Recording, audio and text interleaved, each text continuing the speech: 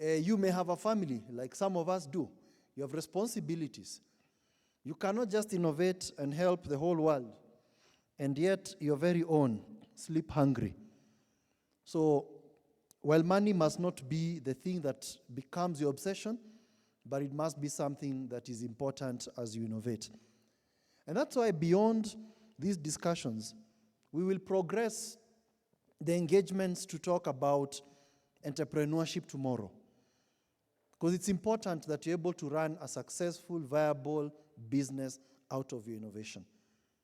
So today we focus on the money that you need to make the money from your innovation. There are three ways to get this money. One is grants. The other one is debt. We call it debt, or loans in another word. And we also have private equity, and I'm glad somebody is already wondering, what is this?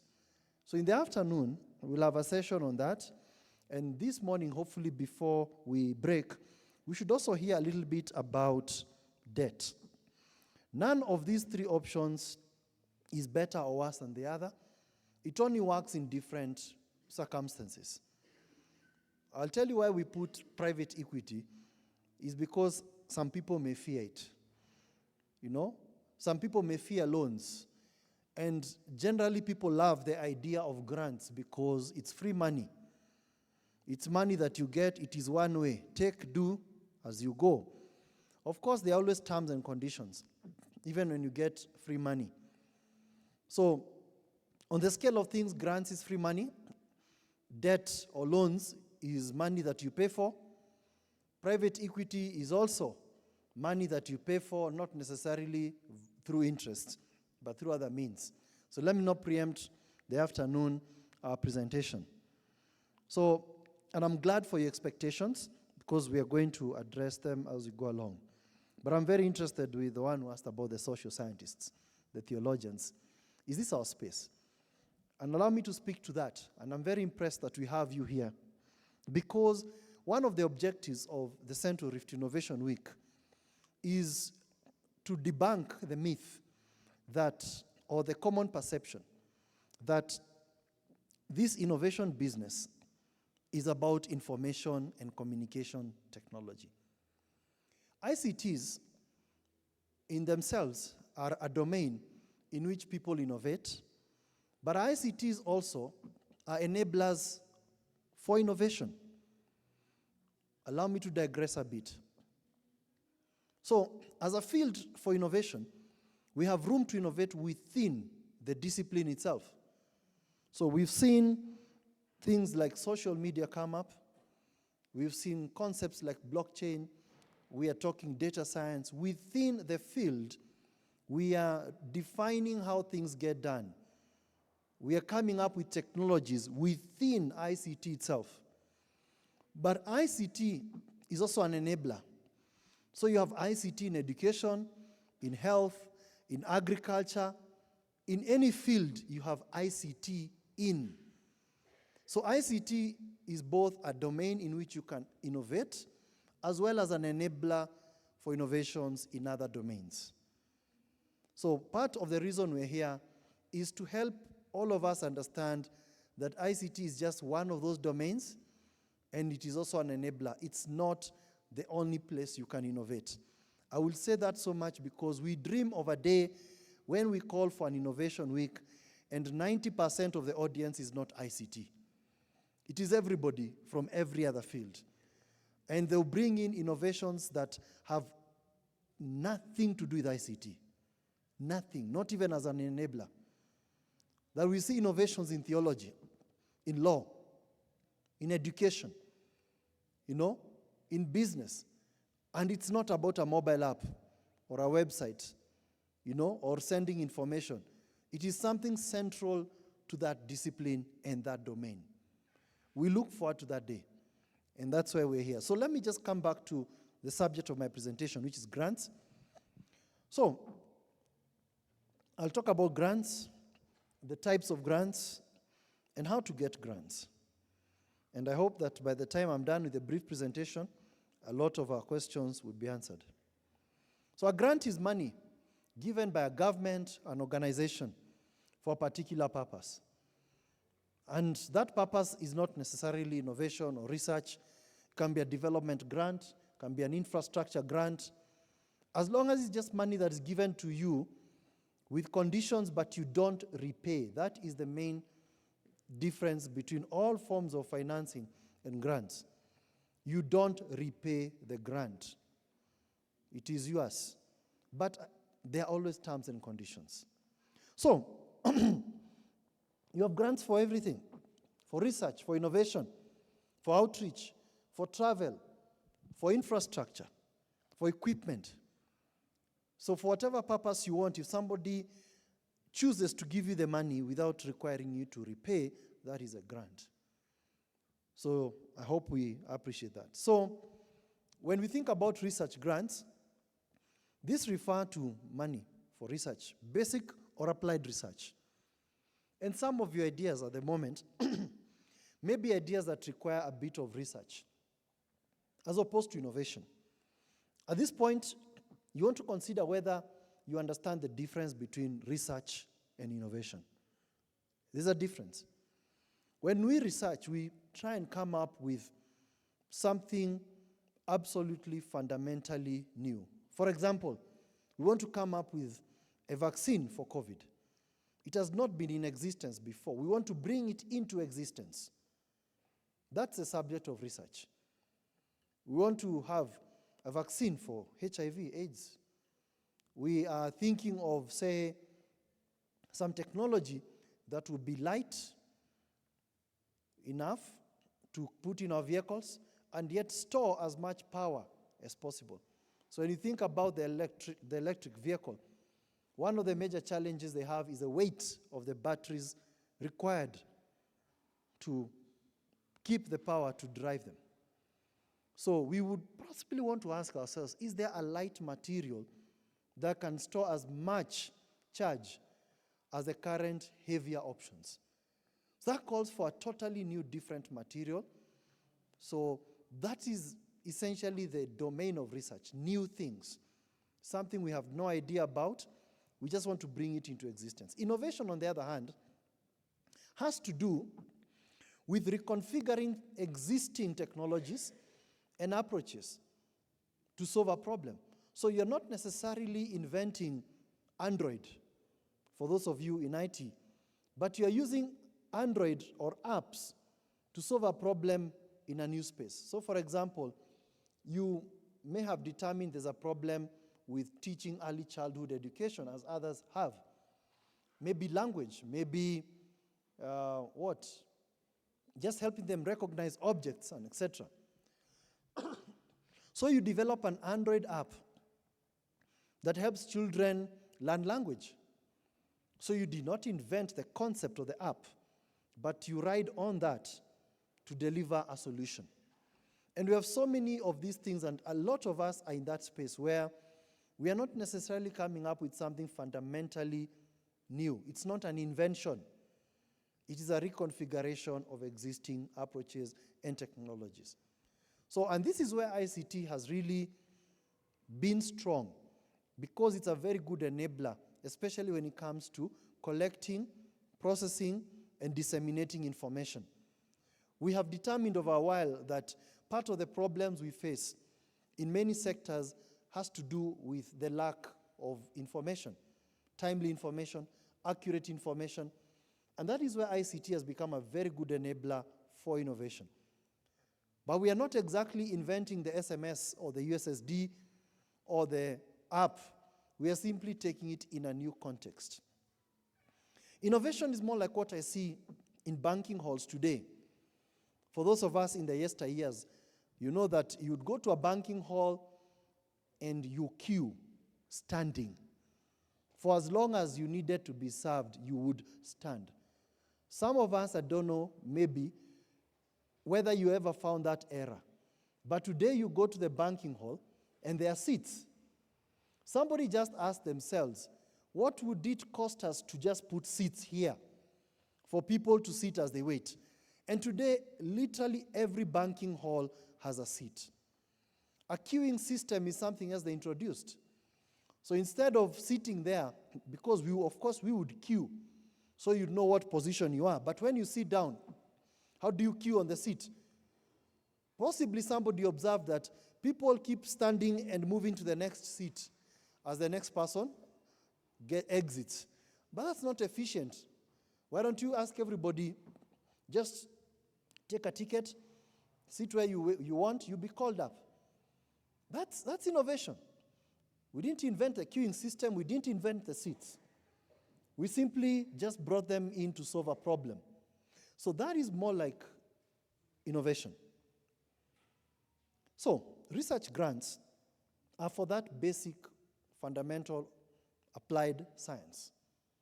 You know, you want to find out something. What is causing, for example, there's a high rate, at some point, a lot of policemen were ending up in very bad situations, shooting themselves, their spouses, you know. If you want to get to the root cause of such an issue, that's not about innovation. When you want to know what's happening here.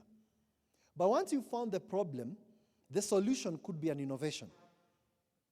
You know, you probably would find out that they are working in very stressful conditions, maybe long working hours.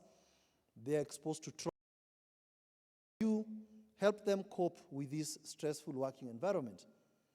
So yeah, put music in the dining hall when they go to eat, you know, give them nice car stereos, you know, in the police vehicles, not just the sirens. You know, just think of something to liven up their work, you know, difficult as it may be. So you're not inventing music, you're not inventing counseling, you know, but you're just bringing in things and hoping that they solve a problem. So innovation grants would be the kind of money that you get to implement such a solution. So you want to bring in new goods and services. Think about the transport sector, Wasili, taxi hailing apps. The app is not a new concept, but the concept of hailing a taxi is one I think some of us may be familiar with. So innovation grants is money given for that kind of purpose. Outreach. When you want to reach communities and impact, and now disseminate the outcomes of your innovation or your research. Because you don't want essentially to innovate for the sake of innovation. You don't want to do research for the sake of research. The point of all the effort you'll put in is to make a difference in a community, in somebody's life. So there are these kinds of grants where we give you money, just fuel a vehicle, buy some branded materials, public address, etc., and go make a difference. That's an outreach grant. Travel grants, in the context of universities, we have this sometimes. When you need to travel to a conference or a meeting or an event. So, those are types of grants. How do you get grants? This is the crux of the matter. I begin by saying that there's a lot of money out there, possibly more than you can personally absorb. Yesterday we had stories of 34 billion or so that's been sunk or lost by startups in this country over the last decade or so. That tells you something. There's a lot of money, more than you can absorb. So how come we don't have it? Because it's a lot, you can't absorb it. But at the end of the day, the people with the money are careful about their money. So let's start there. In as much as it's free money, there is always a return that is expected of you. And the return could be the prototype, could be the solution that you're working on. So let's not think it's free and devoid of conditions. It is there, but you have a condition. You must deliver something. So then, the first thing is, where do you require the funding? You don't just apply because there's a call, you know? So there's a call here, let me just apply. That really doesn't make sense to any donor, and even for yourself. There are things that are within your means sometimes, but if you block your mind to the means that you have, then you end up applying for grants, and the person reviewing your application can tell, clearly you don't need this grant. You're just trying to look for ways to hopefully use the money when it comes your way. But do you really need the money? So, why do you need the money? Not every innovation you have requires a lot of money. Allow me to use examples in my domain. So, you have come up with an idea, so for example, to help farmers identify pests on their farm. And the idea involves a mobile application, for example, and a phone. You have the ability to program, and you have a phone. At that initial stage, what else do you need other than your time? At that initial stage, at least to develop a proof of concept. You have what it takes, isn't it? So why would you ask somebody to give you 100,000, 200,000, exactly for what at that point in time? You have all the resources. But should you desire then to scale your prototype and test it with farmers in the field, then you need some money to travel. Maybe you need some money for refreshments, for accommodation. Now you begin seeing, okay, why do I actually need this money? At some point, maybe the number of farmers are very many and you are not able to keep sending this APK or the application directly. You want to put it up on the Play Store. So, oh yeah, it costs around 2,500, 3,000 to put something on the Play Store. Okay, that's another cost. And then as you go along, you realize that there's a lot of questions that you're getting, and you need to provide some frequently asked questions and responses somewhere. Then you realize possibly the best way then is to put up a website.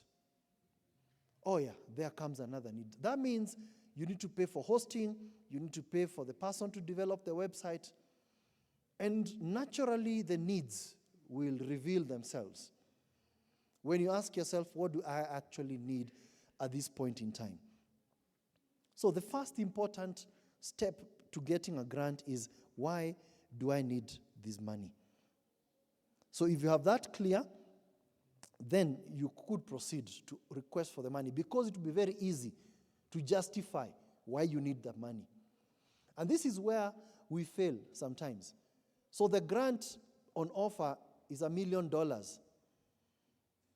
And you attempt to request for the entire million, while in essence you just require maybe 100,000. So whoever reviews your application will notice that there are a lot of things here that are not necessary, really. You know? Why don't you just ask for exactly what you need? Yeah? So that's the first thing. So I hope you're asking yourself, because you're all innovators at the moment, and some of you have ideas. Why do you need money at this point in time? At this point in time means for your current stage of growth. It could be a year, 2 years. That could be your period, isn't it? Why do you need money? I'll ask you that for 20 times. You don't have to ask for money if you don't need the money. If you have money from a salary and it is sufficient, why running after the free money? You know? Unless you're constrained, that's a good thing, then now ask for the money. But if it's within your means, it's a good thing. The next thing is grants have conditions, I keep saying that, and one of them is eligibility. When we see grant applications, sometimes people rush to apply, they rush to write the application, and they don't read through the call. Now let me talk about the call for grants. So it comes your way. The first thing you really need to do, just to be fair to yourself, is read the call. It may be 5 pages, 1 page, 20, 30 pages, just read it. But one of the first things you need to do to spare yourselves a whole day of reading, only to get to the end of the document and find you're not eligible to apply. So the first thing I do when I see a call for grants is this relevant to anything I'm doing? If it's not, I stop at that point. The next thing I check is eligibility. There are many eligibility criteria that different funders provide. Some of them have to do with your discipline. Some have to do with your gender, male, female. Some have to do with your geographical region. Some are for Kenya, Nigeria, South Africa, Tanzania. Some are for the whole of Africa. Some are only for Europe, the US. Check for the eligibility. There's other criteria like age. Some people put it there. Some will even put race when they're trying to promote a certain agenda. Some will even put your status, students only, employees only, non-governmental organizations only, higher education, government. So there are always conditions as to who is eligible for that grant. So second to examining the relevance of that call to your work is checking for eligibility. So that you don't take too much time reading or applying, and at the end of the day, you're not. There could also be academic qualification. Let me also mention that. Some require you to have varying levels of education, have completed a degree, a master's degree, a PhD. Some will even require a certain level of work experience. Some will require that you have prior experience in the area with evidence in the form of publications, in the form of products. So there'll be all these criteria that different organizations will give as conditions or eligibility for who gets that grant. So ensure that you meet the criteria. That's the second thing. So far, is there's money. You'll get a call.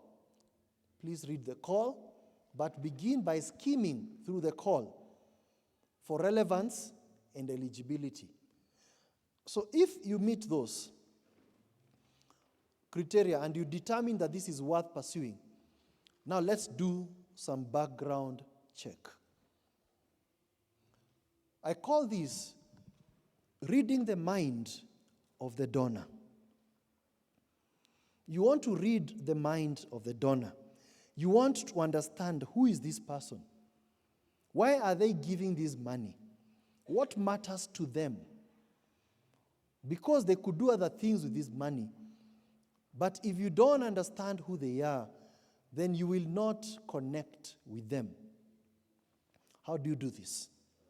The first place that the donor pours their heart and mind and soul into is the call. They take a lot of time to prepare that call.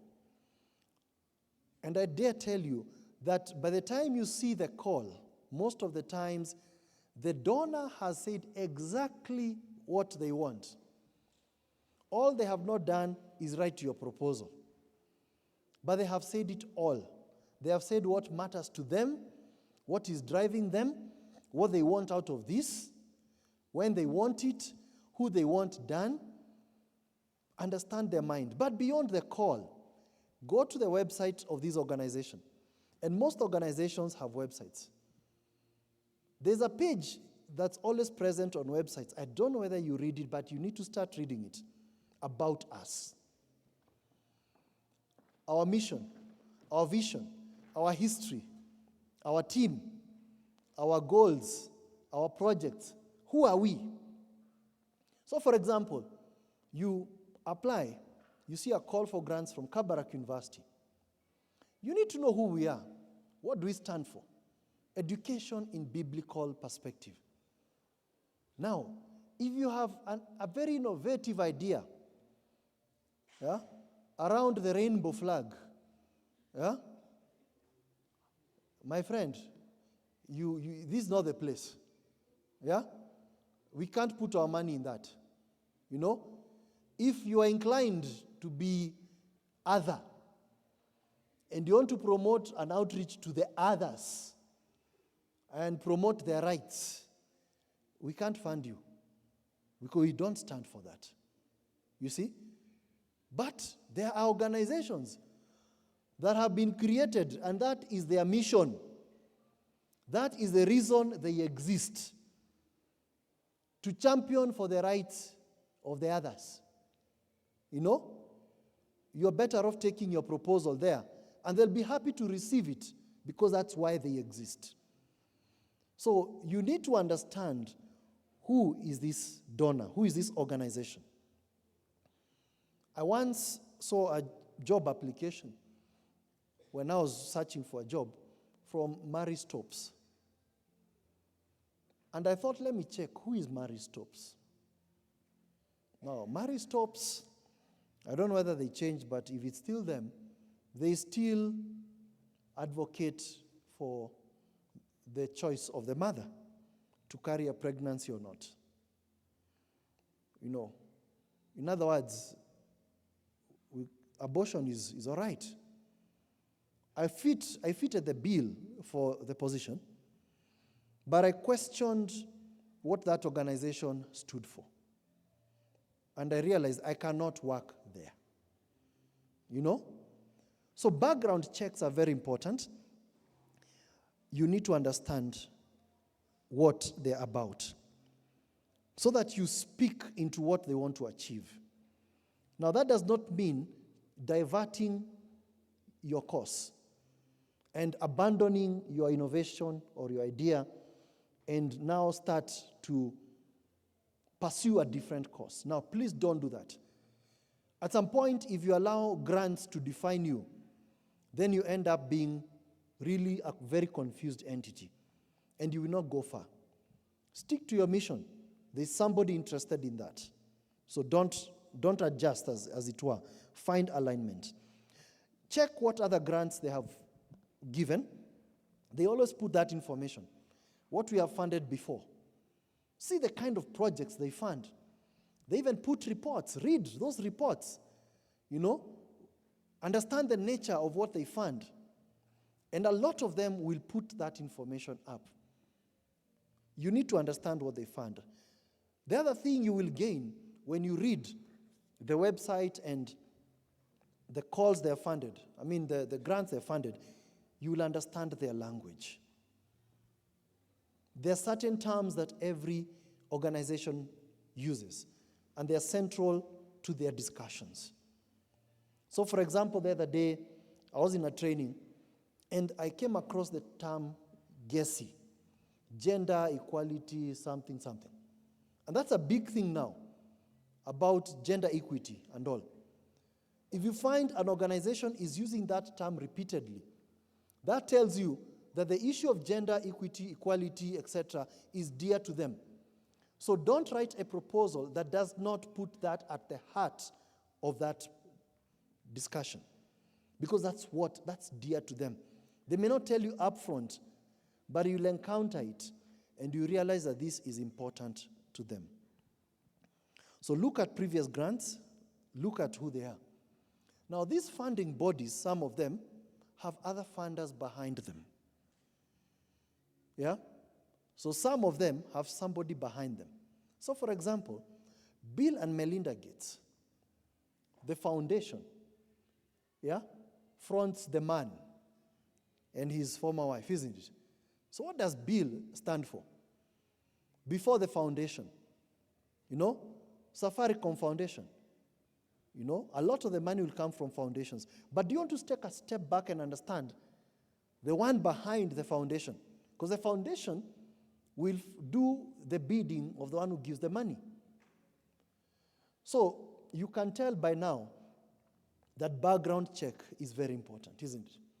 For alignment with your values, alignment with your cause, just checking to know that these people are the kind of people I want to work with. So that's important. Rally support. This is what we talk about, collaboration, etc. There are times, honestly, you are not everything you need. And this is something that innovators have to be alive to. There are times that you are not everything you need. You have a technical skill, fine, you have the passion, you have the drive, but there's more people than you needed to make it work in the long term. So what then ought you to do? Find the people who align with your idea, who can give you value at different stages. Now, within the context of an organization, you may need to get a letter of support from the organization, and some of the grant applications ask you to explicitly provide that letter of support. Get it. Collaborators add you value. One of the grants I got, I had to bring in a consortium, and from the look of the consortium, it gives confidence to the donor that this team is properly constituted. There is a very important move these days around multidisciplinary research and innovation. It does add value when you have perspectives from different disciplines around innovation. I speak a lot to techies in ICT. It is not in your best interests to do an innovation in the health domain without the experts or the practitioners in that space, or agriculture or health for that matter. When you put them there, and don't just put them there for just face value, but when they are on your project and you get, of course, good people, they add a lot of practical value to your work. So get that support from collaborators, from organizations, from individuals who have experience. Sometimes we fear to cede the leadership of the idea. However, at the point you are at, if that must be the one thing you do in order to move ahead, you probably want to consider it. Somebody else may be better placed to lead in order for you to move ahead. It's not an easy decision, but you may have to make it. Be proactive. Be very proactive. It takes a lot of time to prepare a good grant application. And one of the challenges we have is trying to apply at the last minute. And I can tell you that from experience, a lot, not all, a lot of the grants I have applied for and done so at the last minute have fallen flat on their face. The grants that have worked are grants I have written over a period sometimes of months. The one I won, the best I have won so far, was written over a period of about 4 months. The call came out early, and it was written over a period of 4 months. Not 4 months on and off, 4 months focus. Of course, you do other things with your life. But the bigger the figure you are seeing there, the longer the period you need to take to write that grant. Because the more money you are applying for, the more the requirements. There'll be so many requirements in there for more money.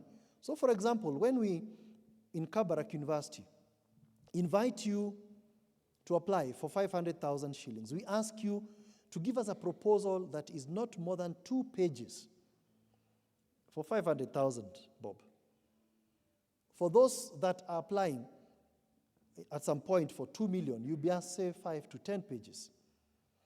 And the number of pages sometimes does increase with the value of the grant you're applying for. Because they'll ask you lots of questions. What's your gender statement? What is your previous experience? Give us a background on this, on that, on that. So eventually it becomes quite voluminous. And that takes time.